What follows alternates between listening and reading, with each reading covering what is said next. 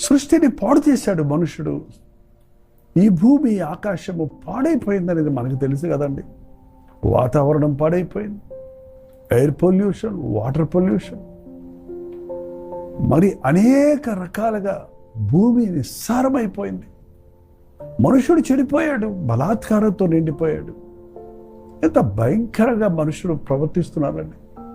ఈ మధ్యకాలంలో ఒక అతను తన భార్యను చంపేసి ముక్కలు ముక్కలుగా కోసేసి ఉడకబెట్టి నూరేసి పోయి నీళ్ళలో కలిపేసి వచ్చాడంట. ఎంత దారుణమండి, ఎంత భయంకరం! అసలు మానవత్వం అనేది ఉందా? అంతగా ఈ రోజుల్లో మనుషులు కఠినులు అయిపోతున్నారు. అందుకనే ప్రభువు, నేను చేసిన భూమిని, నేను చేసిన మానవుణ్ణి, నేను చేసిన సృష్టిని పాడు చేస్తున్న భూలోకాన్ని చూసినప్పుడు ఆయన బాధపడ్డాడు, హృదయంలో నొచ్చుకున్నాడట. ఎందుకురా నేను మీరు చేసి